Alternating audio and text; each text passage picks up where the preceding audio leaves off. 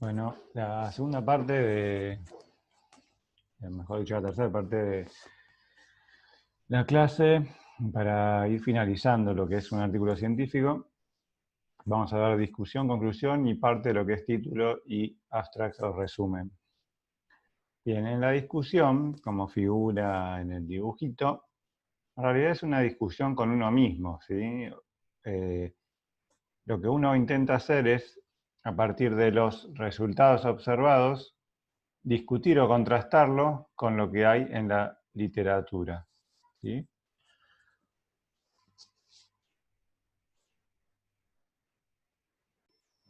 Bien. Volvemos a la imagen del reloj de arena. Y ahora vemos que pasamos la sección de resultados y el reloj se vuelve a abrir y aparece la sección de discusión y conclusión, que empieza acotada, al revés de lo que era introducción, empieza acotada y se va volviendo cada vez más amplia y con mayor vuelo, en donde el autor puede desplegar ciertas ideas que no tienen por qué contrastarse con alguna sección un poco más estrecha como ser resultados y metodología. ¿Sí? Sin embargo, la conclusión no permite mucho vuelo. Si esto serviría para la discusión, la conclusión se vuelve a achicar y la conclusión va a estar bien relacionada a lo que es el objetivo, con una pequeña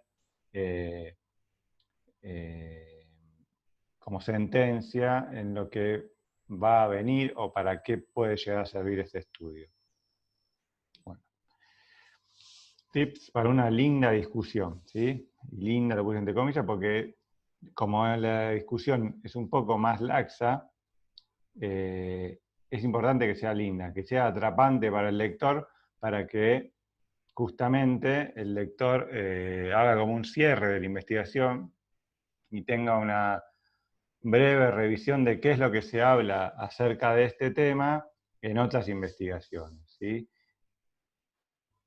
Es importante anotar las ideas previamente, ¿sí? Escribir para el lector, no para uno mismo. Tal vez uno es un experto en el tema y toma conceptos muy complejos ya por ya entendidos, cuando el lector en realidad tal vez necesita cierta bajada clínica que le sirva para poder interpretar mejor los resultados, o mejor dicho, la investigación completa. Es muy importante no ser repetitivo, ¿sí? Dar sentencias cortas acerca de los resultados, de lo que dicen otros autores, de lo que encontraron similar, de lo que no encontraron similar, de para qué podría llegar a servir esto que encontramos. Para eso viene la discusión. Y eso es y eso es lo correcto a poner una discusión.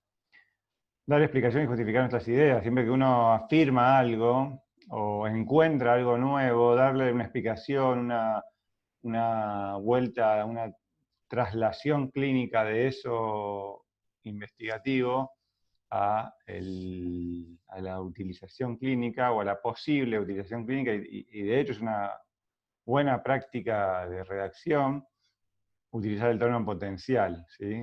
Esto podría ser para, pero que requiere una confirmación, ¿sí? O una reproducción de la investigación o similar o con otros pacientes. No es correcto que aparezcan datos numéricos en la discusión. La discusión debería ser justamente eso, una discusión, una ida y vuelta entre conceptos más que de datos numéricos. Y por sobre todo, porque esto aburre mucho, evitar la jerga estadística, evitar la utilización de recursos estadísticos para justificar ideas en la discusión. ¿Cómo es el orden de la discusión? Es muy parecido al orden de la introducción, pero da vuelta, ¿sí? Acá en lugar, vamos a arrancar con el hallazgo principal del estudio. La primera párrafo, primera oración de la discusión tiene que ser el hallazgo principal del estudio. Después va a venir un contraste con la literatura, que en este caso lo que vamos a contrastar no son los conceptos o un estado del arte acerca del tema, como se hacía en la introducción, sino lo que vamos a hacer es contrastar nuestros hallazgos con la literatura existente. Después viene una parte que es tipo confesionario, donde uno pone las limitaciones que tiene el estudio a la hora de la generalización, o en una cuestión de materiales o métodos que se utilizaron que podrían haberse mejorado de tal y cual manera. Y sí, obviamente, poner las fortalezas del estudio. ¿Por qué es importante este estudio? ¿Sí? Y después va a venir una parte de implicancias clínicas, perdón, para la práctica, ¿sí? De esta investigación. O, si en el caso de que sea una investigación, ¿cuál es la implicancia para futuras investigaciones? Bien. Entonces, la parte 1 es lo inevitable. El primer párrafo de una o dos oraciones que resalta el hallazgo principal del estudio, ¿sí? Que no va a tener mucha elaboración. Simplemente ponemos qué encontramos. Veamos ejemplos. Análisis de la rotación interna y externa de la articulación glenohumeral y su relación con el dolor de hombro en nadadores de elite. Y esto es muy parecido al ejemplo que damos siempre sobre ibuprofeno en nadadores profesionales. La discusión empieza con el principal hallazgo de este estudio, es la disminución de los rangos de rotación interna y externa de la articulación glenohumeral de nadadores de elite respecto a un grupo control sano. Bien, ahí, contundente, una frase corta. Lo más importante de este estudio es eso. Disminución de los rangos entre los dos grupos. Otro ejemplo. Método de diagnóstico y prevención del esguince de crónico de tobillo. La discusión empieza como: el principal hallazgo de este estudio fue el incremento de la forma significativa en el tiempo de reacción de los músculos, no sé, PL, que es peroneo largo y peroneo corto, pues supongamos que es eso, de tobillos lesionados, ¿sí? Está dando qué es para el autor el principal hallazgo, ¿sí? Y generalmente el principal hallazgo está relacionado con el objetivo, después van a ver. Estos resultados pueden confirmar que la inestabilidad de la articulación del tobillo provoca un déficit en el control neuromuscular de esta articulación. Está dando una implicancia, ¿sí? Principal hallazgo y una explicación para qué es lo que él está... perdón. ¿Qué es para el autor qué representa este hallazgo de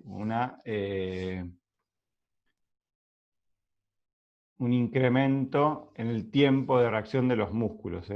Que sea más lento la reacción de los músculos, ¿sí? Veamos algún ejemplito en inglés.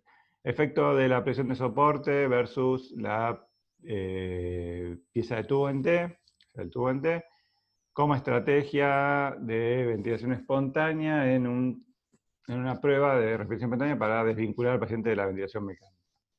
Y dice, discusión, empieza. En este ensayo clínico, randomized trial, de pacientes que están en ventilación mecánica, la tasa de extubación exitosa resultó significativamente mayor con una prueba de respiración espontánea de 30 minutos en presión de soporte versus una prueba de respiración espontánea de 2 horas en tubo en T, sin aumento significativo de la reintubación.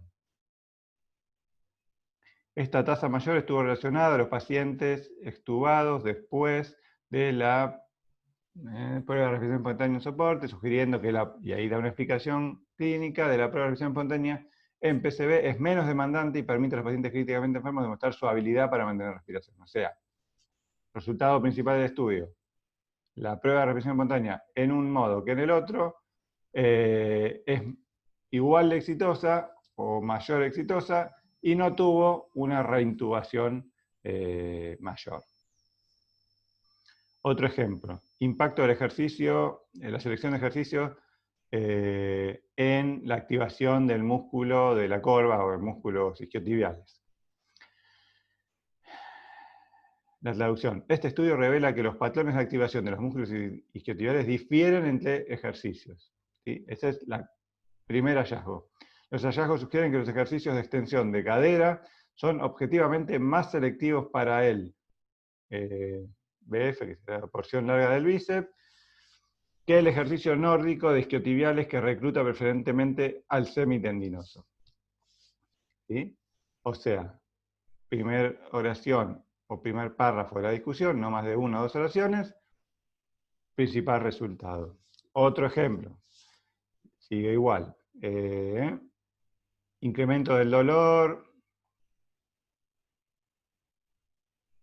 incremento del dolor, el riesgo de desarrollar fragilidad en adultos mayores con osteoartritis. ¿Sí? Fragilidad, una condición, una categoría clínica en la que el paciente aumenta la posibilidad de tener más o menos comorbilidades. ¿Sí? Ser más frágil es tener más comorbilidades. Bueno, discusión. Nuestro estudio demuestra que el dolor de mano, cadera y rodilla debido a osteoartritis está significativamente asociado a un aumento de la prevalencia de fragilidad comparado desde la evaluación inicial. Comparado o desde la evaluación inicial. O sea que el resultado principal del estudio,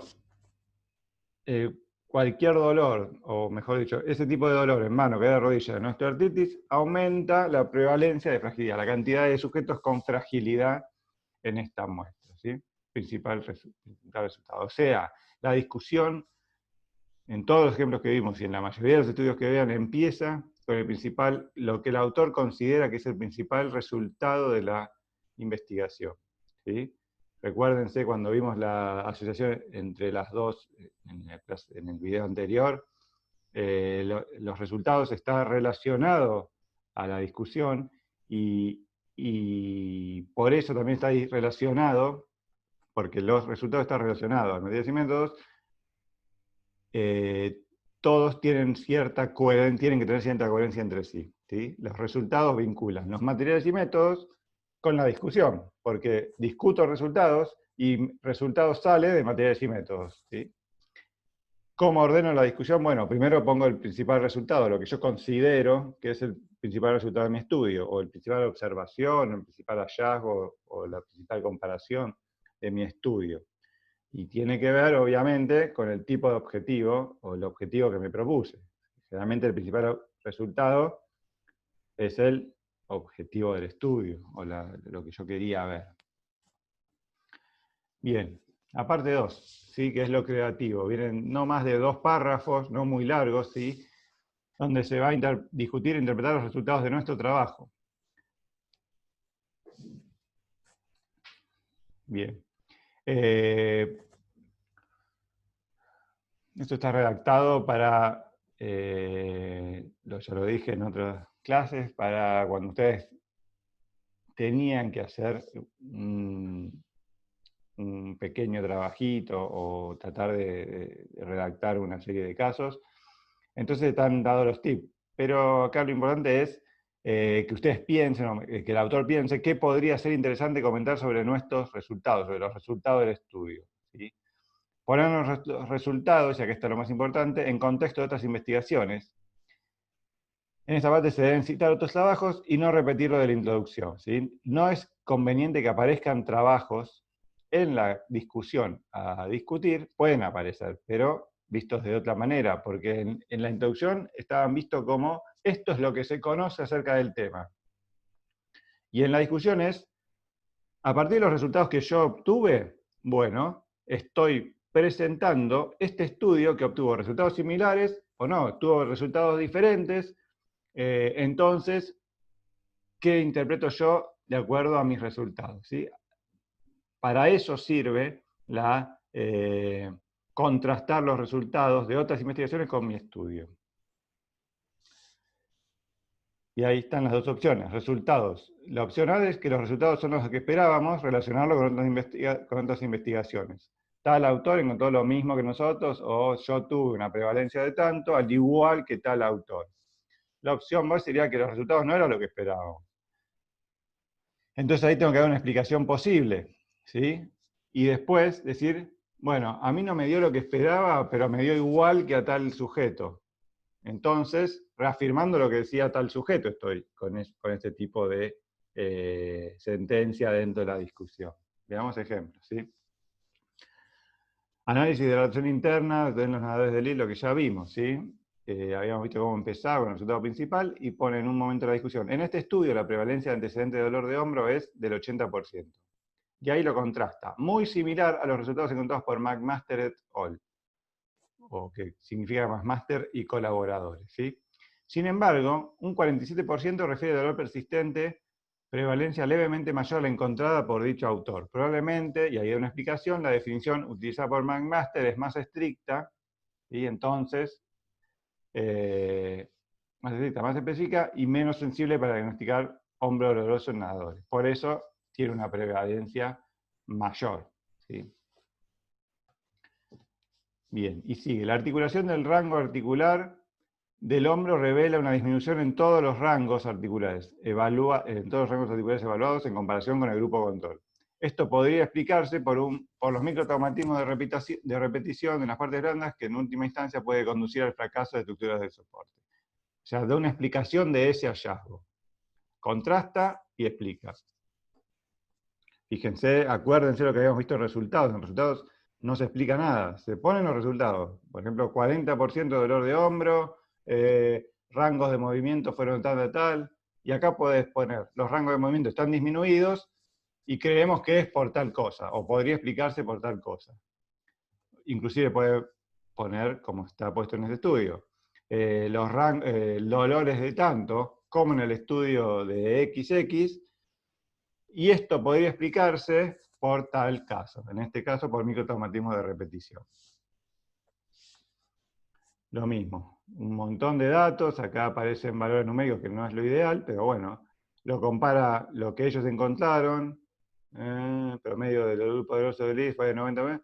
Myers encontraron un grupo de lanzadores, en otro, fíjense que lo compara con un tal Myers, donde no mira nadadores, sino que mira lanzadores, que bueno, también es un deporte con elevación de hombro, ¿sí? Y un promedio de rotación externa con el brazo con dolor de 125, ¿sí? Más rotación. Probablemente esto pueda ser explicado por las diferencias en la biomecánica de ambos deportes. O sea, hace una comparación, pero lo compara con otro deporte, hay que ver si corresponde. Tendrá su crítica esta comparación, ¿sí? La parte 3 de la discusión viene en la parte que llamamos el confesionario, ¿sí? Acá no va a haber más de 2 párrafos. Lo más importante de esta parte es las limitaciones de nuestro estudio. El estudio puede tener limitaciones, eso es claro, pero uno tiene que aclararle al lector que está al corriente de que el estudio tiene limitaciones. Esto es una buena práctica de redacción, ¿sí? Una buena práctica de investigación. Hago un estudio, pero ningún estudio es perfecto. Todos los estudios tienen cierta limitación. Entonces no está mal comentar, bueno, el tamaño muestral fue menor al esperado, tuvimos muchas pérdidas de pacientes por largo tratamiento y cosas así que puedan inducir o que pueda después el lector decir, bueno, tiene estas limitaciones. Entonces, si bien el conocimiento que sale de este artículo, de esta investigación, puede tener una utilidad, hay que tener en cuenta las limitaciones. También hay que poner las fortalezas. Si bien tiene limitaciones, hay que decir, bueno, es la primera vez que se juntan tantos pacientes, por ejemplo, ¿no? De determinada patología, o que nuestro método de medición o de valoración es más exacto, y lo que uno considere como fortaleza del estudio. Después vendrá la implicancia clínica, que esto tiene que decir, esto es traspolar a esto que estoy investigando, para qué puede servirle a la investigación, mejor dicho, a la práctica clínica o a la investigación. Eso es la traslación de un conocimiento científico a la práctica clínica. Si bien no hay que hacer linealidad en esto, no es que sale un artículo y lo puedo aplicar, sino que hay que esperar que la comunidad científica aparezcan otros artículos, aparezcan cosas a favor, cosas en contra. Bueno, lo estarán viendo ahora con lo que es tratamiento en COVID, ¿sí? Aparecen drogas, o mejor dicho, se prueban drogas que sirven para otra cosa, sirven, no sirven, sirven en algunos contextos, o mejor dicho, en algunas poblaciones y en otras no tanto. Por ejemplo, recientemente salió un estudio británico sobre dexametasona en pacientes en terapia intensiva con disminuir la mortalidad. Pero cuando se empieza a meter lo que es el LEGO, o sea, los que no hacen investigación científica, los que no tratan pacientes en terapia intensiva, y opinan sobre esto, te dicen, no sirve para pacientes, no sé, no sintomáticos no sirven. Y no, porque justamente la muestra que se estaba estudiando era una muestra diferente, o mejor dicho, se encontró en el grupo de terapia intensiva.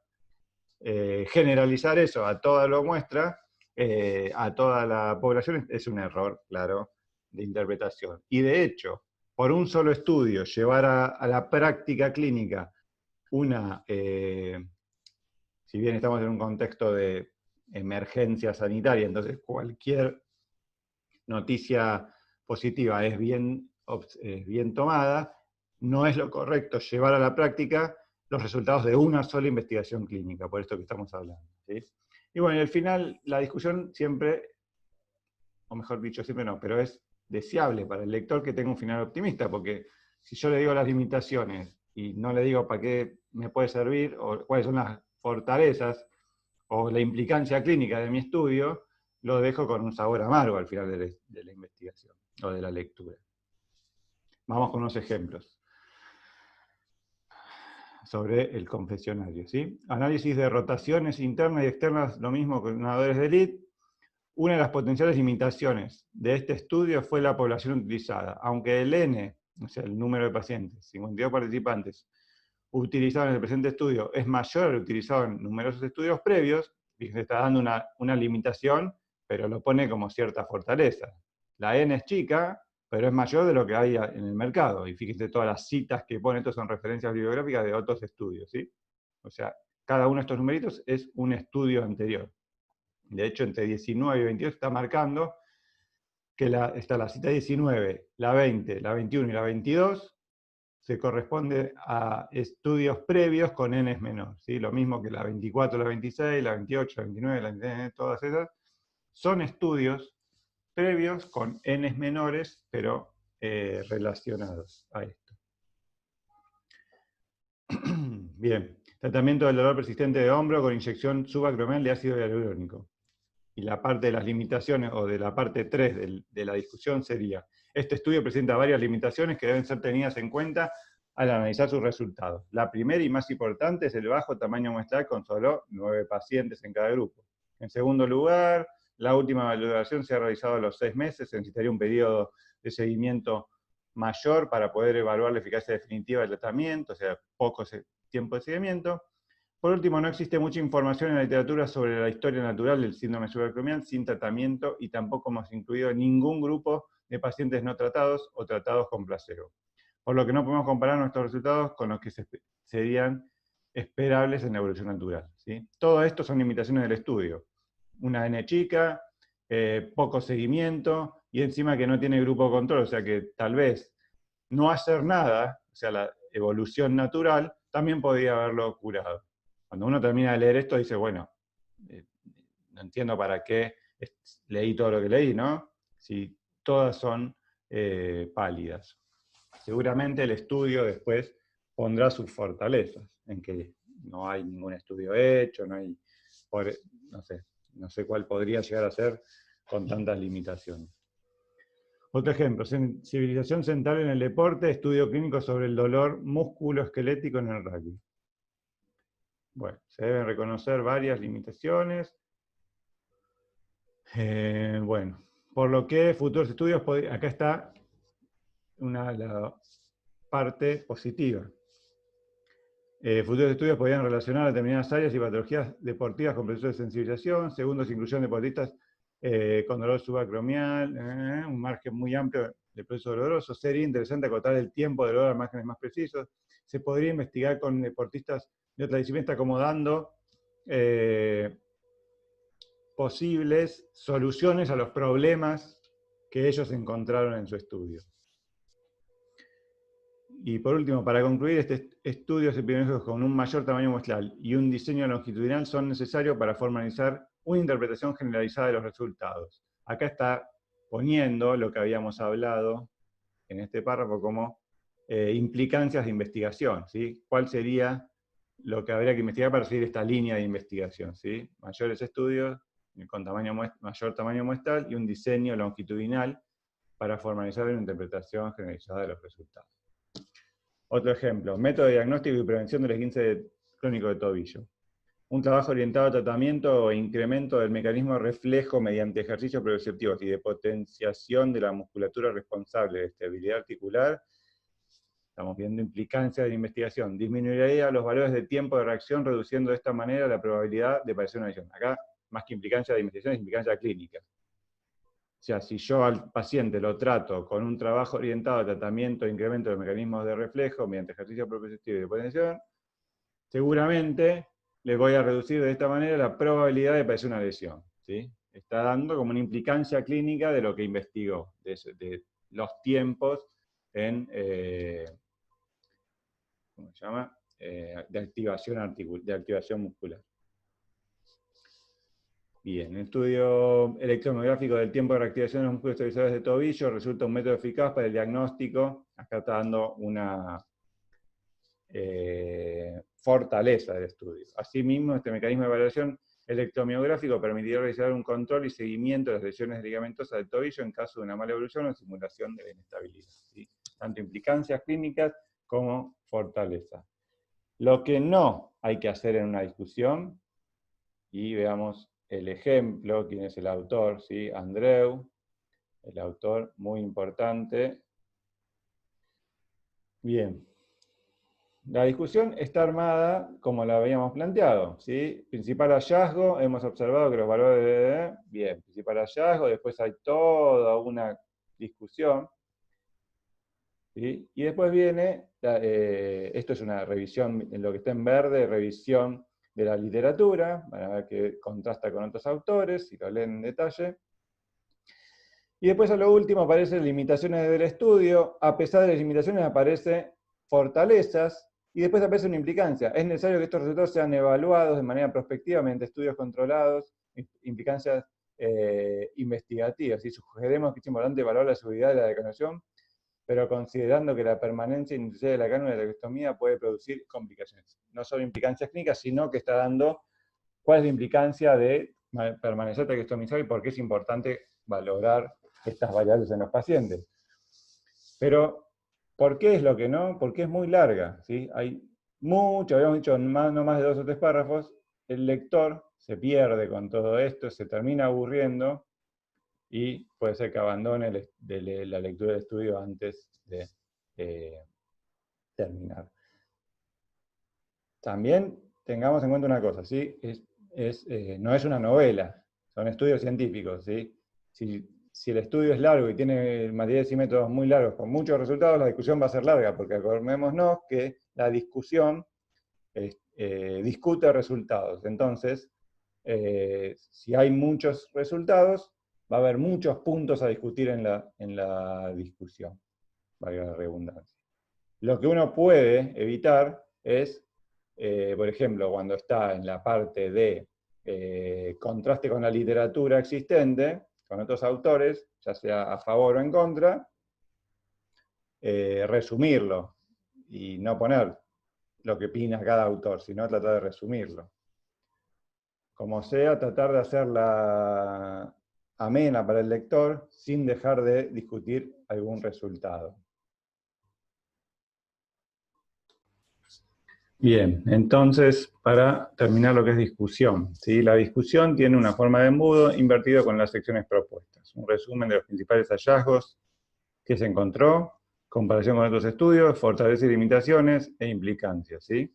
Y ahí tienen cada pregunta de qué es lo que uno le tiene que preguntar a esa parte de la discusión. Bien.